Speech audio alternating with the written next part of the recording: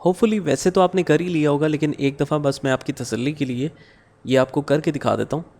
हमने बेसिकली करना क्या था इसमें, हम चाह रहे थे कि उसके रिकॉर्ड से ये जो हमारी ये रिटर्न है, उसके रिकॉर्ड्स पिछले जगह से इस जगह से रिकंसाइल करने हमने।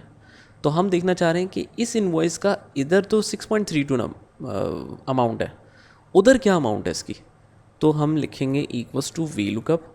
हम कहेंगे ये इनवॉइस देखो, लुकअप करो, कॉमा, कहाँ लुकअप करो, इस पूरे टेबल में। लेकिन टेबल स्टार्ट कहाँ से होगा, जहाँ से लुकअप वैल्यू स्टार्ट हो रही है। अब पूरा टेबल सिलेक्ट करने में कंट्रोल शिफ्ट राइट और डाउन भी कर सकते हैं, लेकिन मैं क्या करता हूँ, मैं पूरे टेबल को ऐसे कॉलम्स से सिलेक्ट कर लेता हूँ, ताकि अगर फ्यूचर में कोई बहुत नीचे भी डेटा है या फिर गैप के साथ भी लिखा हो तो वो भी रिकन्सिलिएशन में आ जाए। पूरा टेबल आप यहाँ कॉलम से भी आगे तक सिलेक्ट कर सकते हैं, ठीक है। कॉमा, कॉलम इंडेक्स क्या है।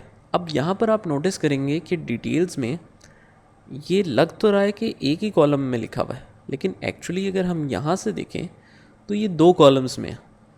तो बेसिकली आपने यहाँ से देख के कॉलम गिनने, यहाँ से कॉलम गिन के आप अगर बताएं तो रेफरेंस से कितनी आगे वैल्यू पड़ी है, 1 2 3 4 5 6। तो कॉलम इंडेक्स है 6 और एग्जैक्ट मैच या अप्रॉक्सीमेट मैच, एग्जैक्ट मैच लिख के हमने एंटर किया तो ये 6.32 आ गया। दोबारा से देखते हैं, इक्वल्स टू वी लुकअप। हम कहते हैं इस इनवॉइस को लुकअप करो, कहाँ लुकअप करो, इस पूरे टेबल में देखो, और इसके कौन से कॉलम से आंसर निकालो, 1 2 3 4 5 6, छठे कॉलम से आंसर निकालो एग्जैक्ट मैच करके, बस सिंपल 6.32 आ गया। अब क्योंकि जो डाटा आपने पूरे कॉलम को सिलेक्ट करके कर लिया ना, उसको फिक्स करने की ऐसा ज़रूरत ही नहीं पड़ती, क्योंकि मैं जितनी भी कोशिश कर लूँ ये नीचे कहीं जाएगा ही नहीं, मतलब नीचे जाने की जगह ही नहीं है। जब पूरा ही कॉलम सिलेक्ट कर लिया तो नीचे जाने की कैसे जगह रहेगी। तो जब रो नंबर्स इन्वॉल्व होते हैं ना कॉलम के साथ, सिर्फ तब नीचे जा सकता है डाटा, तो इसमें कोई मसला नहीं है। तो कुछ भी ऐसा सच फिक्स करने की ज़रूरत नहीं है, क्योंकि इसको नीचे आना चाहिए नेक्स्ट इनवॉइस का रिकन्सिलिएशन फिर ही तो होगा, और डाटा वैसे का वैसे है, बस दैट्स इट। तो इसको सिलेक्ट करके हमने डबल क्लिक करके ड्रैग किया, ये आपस में सारी अमाउंट्स आ गई। अब हमने डिफरेंस निकालना है, इक्वल्स टू, हम कहते हैं इस अमाउंट को माइनस करो इस अमाउंट में से, तो जो भी 0 0 आ रहा है उसको हमने देख लिया। ये देखिए सारे 0 0 जो आ रहे हैं वो आ गए।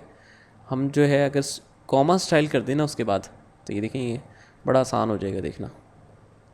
अब अगर मैंने ये देखना है कि टोटल रिकन्सिलिएशन में डिफरेंस है कितना, तो आपने क्या करना है, इस पूरे डेटा को सिलेक्ट किया, कंट्रोल शिफ्ट राइट, किसी एक हेडिंग को सिलेक्ट करके कंट्रोल शिफ्ट राइट, और होम पे जाके वैसे तो सॉर्ट एंड फिल्टर में फ़िल्टर इंसर्ट करना है, लेकिन अगर मैं शॉर्ट की आपसे पूछूं तो हम कहेंगे अगर हमें कोई शॉर्ट की याद नहीं है तो हमें एक ही याद है, स्पेशल की, गोल्डन की क्या है हमारी, ऑल्टरनेट। ऑल्टरनेट पूरा कंट्रोलर खोल देता है। हमें जो शॉर्ट की यूज़ करनी है वो कौन से टैब पे, होम टैब पे। तो हमने उसके बाद एच, होम की एच की है तो हमने एच लिखा। फ़िल्टर लगाने के लिए शॉर्ट में गए एस और उसके बाद एफ़, तो दैट मीन्स शॉर्ट की टोटल क्या बनी, कंट्रोल जी मैंने किए, दोबारा से लगाते हैं कंट्रोल शिफ्ट राइट और ऑल्टरनेट एच एस एफ, ये शॉर्ट की है। डिफरेंस में हम क्या करेंगे, हम जो ये है डैश और जो भी और कोई अगर ज़ीरो की अमाउंट है ये अनचेक कर देंगे और ओके कर देंगे। तो अब हमें डिफरेंस टोटल कितना आ रहा है, 4255 का कुछ फ़र्क है। और ये कितनी ट्रांजेक्शन्स हैं जिसको हमें देखना पड़ेगा मैनुअली, 55 ट्रांजेक्शन्स हैं। तो एक्चुअली तो 55 ट्रांजेक्शन्स भी बहुत हैं, लेकिन देखें हमारी एफ़र्ट कितनी ज़्यादा बच गई, वरना हमें एक एक करके कितनी ट्रांजेक्शन देखनी पड़ती। ओ हो 579 ट्रांजेक्शन में से सिर्फ 55 देखनी है। वो 55 भी इसलिए देखनी पड़ेंगी क्योंकि उसमें फिर ये नहीं पता कि हो सकता है ये परचेज टैक्स कंट्रोल अकाउंट वाले जगह पे गलती हो। मतलब अगर ये यहाँ पर 1.32 लिखा है और यहाँ पर 6.32 लिखा है, तो क्या पता ये गलत हो और क्या पता ये गलत हो, ठीक है, या क्या पता इनवॉइस नंबर ही गलत हो। तो इस तरह की डिफरेंसेस इस वजह से भी आ जाते हैं कि कभी कभी इनवॉइस नंबर आपने दूसरे से मिलता जुलता लिख दिया तो उसकी अमाउंट सामने आ रही है, इस वजह से मैच नहीं करे। तो ये सारे फैक्टर्स जो है ना वो मैनुअली चेक करने पड़ेंगे।